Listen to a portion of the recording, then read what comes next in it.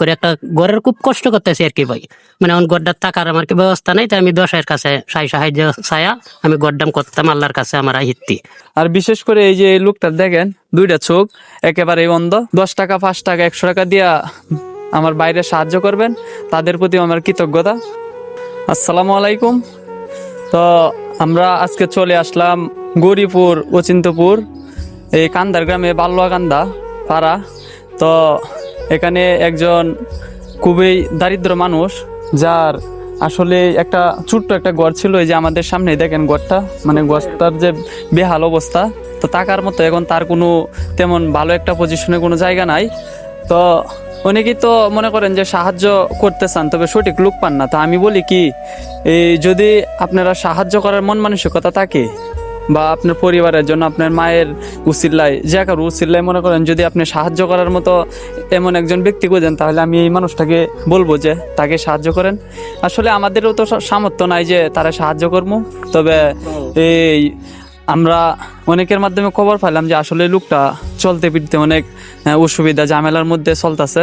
তার ফ্যামিলিতে মনে হয় বেশ কয়েকজন মানুষ আছে। আর বিশেষ করে এই যে এই লোকটা দেখেন, দুইটা চোখ একেবারেই অন্ধ, মানে সে কোনো কিছু দেখতে পায় না। সে যে কর্ম কইরা খাইবো তারও কোনো ব্যবস্থা নাই। তো আমি আপনাদের কাছে আসলে সাহায্যের জন্য হাত পাতলে, যদি মানবিক কাজের জন্য হয় এটা, তাহলে এটা লজ্জাদায়ক না, এটা লজ্জার কোনো বিষয় না। তো এমনি মনে করেন যারা দেশের বাহিরে বা দেশের ভিতরে প্রভাবশালী, টাকা পয়সার মনে করেন যে মানুষকে দান করার জন্য আগ্রহী, তো তাদেরকে আমি অনুরোধ করব এই ব্যক্তিটাকে যেন আপনারা সাহায্য করেন। তো তার কাছ থেকে আমরা শুনি আসলে সে কেমনে চলতেছে, কেমনে ফিরতেছে, তার কি তার ফুলাফান কয়জন, সে কেমনে খাওয়া দাওয়া করতেছে। তো চাচা, আপনার নাম কি? আমার নাম মোহাম্মদ মুসলিম উদ্দিন। মুসলিম উদ্দিন। জি। তো আপনার সন্তান কয়জন? আল্লাহর মাল দুইজন, এক ছেলে এক মেয়ে। তো সন্তানটা কি করে? এই তো লেখাপড়া করাইতাছি আমার আল্লাহর কাছে আহিত্তি, আমি তার আরবি শিক্ষা দিতাম। আমি 10 জনের কাছ থেকে ছায়া আমার জ্ঞান নিয়ে চলতেছি।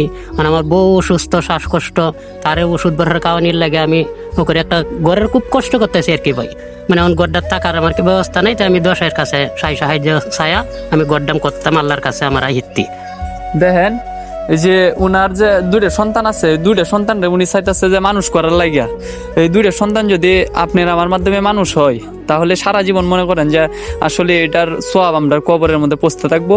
হয়তো আমরা কেউ দুনিয়াতে চিরস্থায়ী না, আমরা থাকবো না, তবে মনে রাখবেন যে আসলে এই আমরা যে দানটা করবো উনার জন্য, উনারে যদি আমরা দ্বারা একটু উপকৃত হয়, তো এইটা আমরা সারা জীবন পাইবো ইনশাল্লাহ।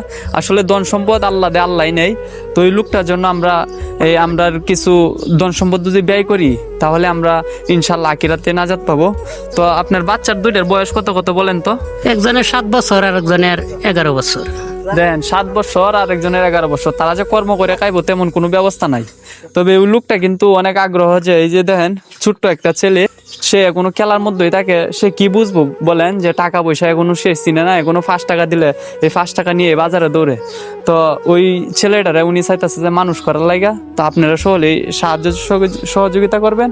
আর এই যে ওনার যে গড়টা দেখেন, আসলে আপনি এই গড়টা যে বানতেছেন, হ্যাঁ জি, এই গড়টা আপনি কতদিন ধরে মানে বান্দার লাগিয়া চেষ্টা করতেছেন? 4-5 বছর ধরে চেষ্টা করতেছি। এখন পয়সাও যোগাইতারি না, বানতামও হারি না।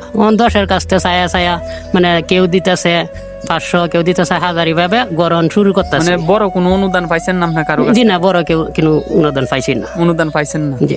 তো আসলে উনি চাইতেছে যে যদি 10-এর মাধ্যমে হোক বা 1-এর মাধ্যমে হোক, উনার ঘরটা তো যে আমরা স্বয়ং সম্পূর্ণ করে দিতে পারি, তাহলে যে ভাই দিবেন উনারেও আমরা ব্যক্তিগত পক্ষ থেকে কৃতজ্ঞতা জানাই।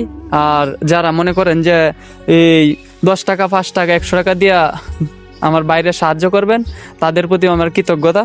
তো তিনি যে আজকে যে পজিশনে আছে, আসলেই এটা আল্লাহ পাকের ইচ্ছা। আপনার কি কোনো বিকাশ নাম্বার আছে? জি আছে। বিকাশ নাম্বার আছে? জি।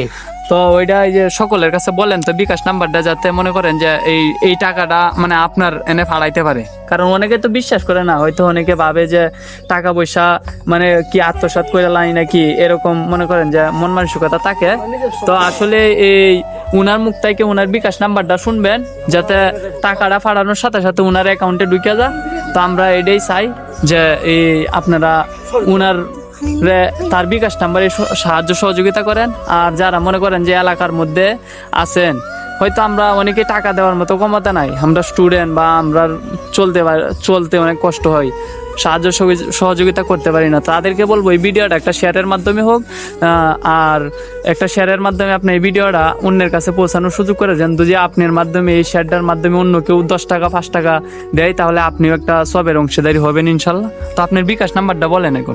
019 019 43 43 31 31 62 62 80। 80।